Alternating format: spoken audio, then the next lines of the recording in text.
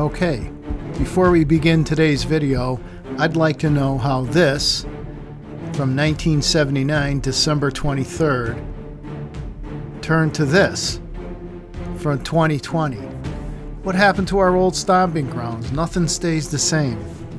Anyway, I just thought I'd throw that nostalgic picture up there.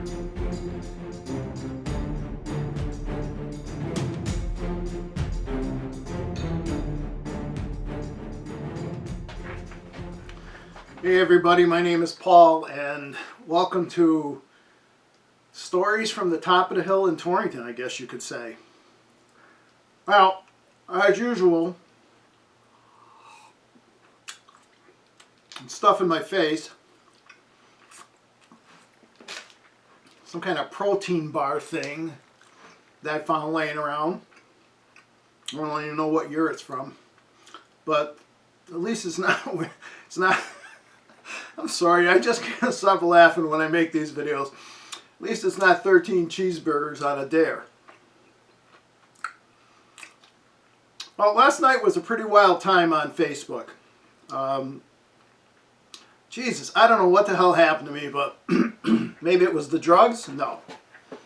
All sorts of memories just started popping into my head, and there were about 10 people on there, and we were firing comments back and forth. The big Gavlik fire in Torrington at the warehouse there, and where everybody was at that moment.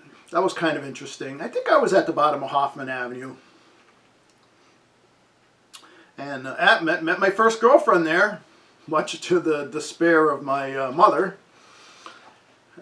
Boy, someday I could go into some stuff there, or my old man. But anyway, I think, what else did we talk about? Oh, talked about tango, a little bit about Bacardi 151. Maybe one of these nights I'll go into that, or afternoons. But really, what I wanted to talk about was, must be getting a little better because my notes are getting smaller. Burnouts and smoke shows. You could take burnouts two different ways, right? The one you do with the vehicle, or the one the actual burnout. So there were three really notable burnouts in my time at McDonald's, and one of them, I'll just call this guy Bobby T. Okay, I think Bobby had a Pontiac Tempest or something, 6-cylinder. It wasn't, it was a very nice looking car, but it wasn't really a. It was kind of an aquamarine, I guess, greenish colored, something like that. It really wasn't a powerhouse, but he had the forethought to actually change the right-hand tire in the back, the driver's side tire in the back, to an old crappy tire that he had, with full intentions of coming up to the top of the hill and lighting that tire up and just seeing what happens. So we're over at Stars, which is where a lot of this crap happened. Oh my God, there was the bottle rocket incident there. There was the fireworks. There was... But anyway, we're there this night, and the whole idea is Bobby's going to go to the back of Stars. Not all the way to the back, about halfway back. I mean, hell, that's all you really had to do to get away from the mainstream of people. It was about, I would say, 10 of us all hanging out. And he rolls that thing, puts the front wheels right up against one of the curbing all around the outside of the perimeter of the parking lot. And then, with a slight touch of the brakes, and then starts revving the engine. And of course, the 6 didn't have enough to break the tire free. But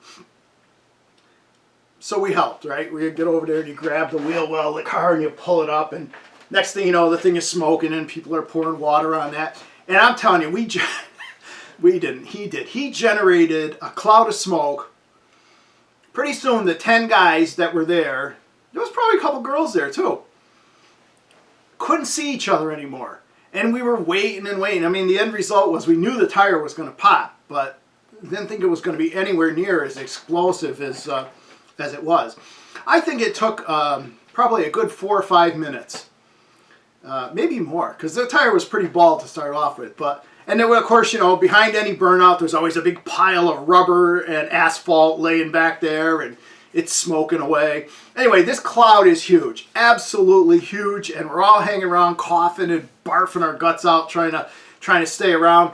And then inside of this gigantic cloud of smoke, there is a bright red flash. And I don't know where the hell the red came from, but a bright red flash, and the tire literally exploded with it sounded like an atom bomb going off, because we were only 5 feet away. And then, of course, the car dropped right to the ground, and we had to change the tire and everything on it. But thank you, Bobby T, for that wonderful experience. That was one of the best burnouts. And here's burnout number 2. Now, I got to be honest, I forgot this Ed's last name. But Ed had a big station wagon. It was his old man's station wagon. It was a big white station wagon. And we were all gathered, again, probably 10 or 15 of us, in Star's parking lot, up where the what is that thing now? The Dunkin' Donuts is. It was a wide open area there. You know, all of us would park there and get out and bullshit and do all that. So Ed pulls up at the light between Torrington Street and East Main. And Ed liked to light him up. He'd like to light him up. So of course there's Ed at a light. There's all us guys here. We're going, Ed, come on, light him up, light him up, light him up. And so, willing to oblige, he lights him up. Lights not them up, one up, the passenger side, because this wasn't a posse car. And of course the smoke starts growing, right? Big cloud of smoke. What Ed didn't see. And I feel bad. I don't know if he's out in the audience or not, but what Ed didn't see was, as soon as the smoke obscured the back of the vehicle, a police car pulled up right behind him. And we're going, Ed, no! And I think he thought we were saying, go! And slowly, this cloud comes off the back of the car, totally engulfs the police car, right? And... oh, Jesus Christ. Poor Ed. I don't think he got pinched. I think I talked with him a little while back. But so anyway, you know, it's this big station wagon. The cloud is like slowly engulfing the police car, because he couldn't see it, right? And about 2 seconds after he lets the light turns green, he lets off on the brake and pulls away, right? And when you do that, you drag this column of smoke with you. Anybody who's ever been to the races has seen that. You just suck it away. But before that actually happened, the lights came on. We couldn't see the police car at all. It was totally encased in this beautiful rubber and asphalt generated smoke, which quite honestly smelled pretty good. And the cop turned his lights on, and all you could see was a blue cloud, a red cloud, a blue cloud, a red cloud, a blue cloud. And then as Ed pulled out, thinking, wow, I just did the greatest smoke show of my life, and pulled that stream, the cop car became visible, and I think it was down at DeLeo's. What was it, DeLeo's at the time?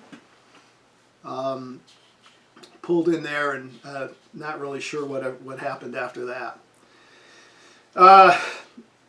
The other smoke show I want to tell you about is more of a personal one. It has nothing to do with cars, but when you're a kid and you know and there's nothing happening, there's like nothing to do when you're. This was much younger than the car days. This was like when I was probably 14 or 15.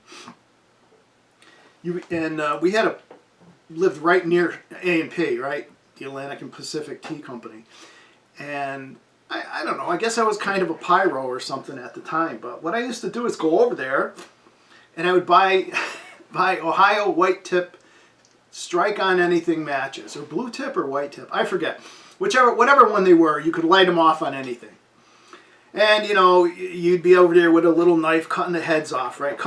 Chopping the heads off, cutting the heads off. You'd get maybe 100 of them or so. And it was funny, you know, the lady over at A&P said, what are you going to do with all these matches? Oh, they're for my mom.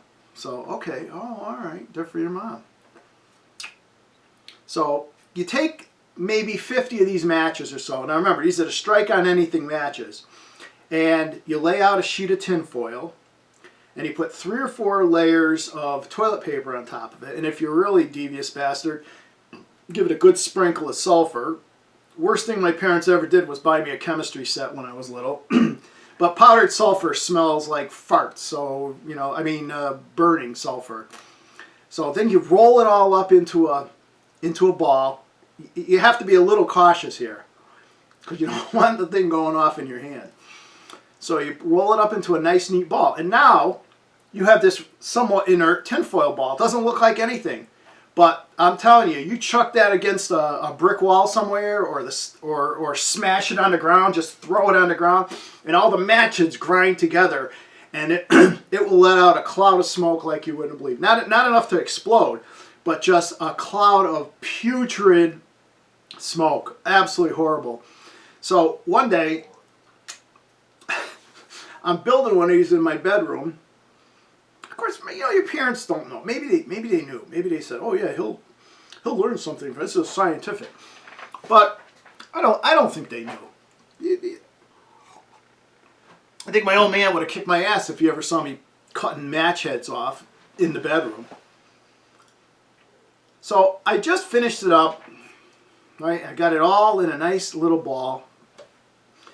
And I don't remember what I was doing. I was moving something, but I dropped it on the floor, and something fell right on top of it. I think it was a book or something, but it smashed it, right?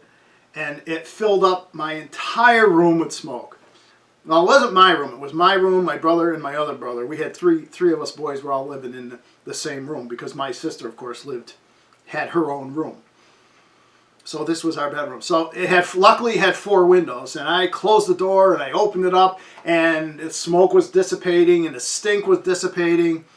And one of my neighbors called my mother and told her what happened. They were all gone. Most of these stories of pyrotechnics like this were done when my parents were at home.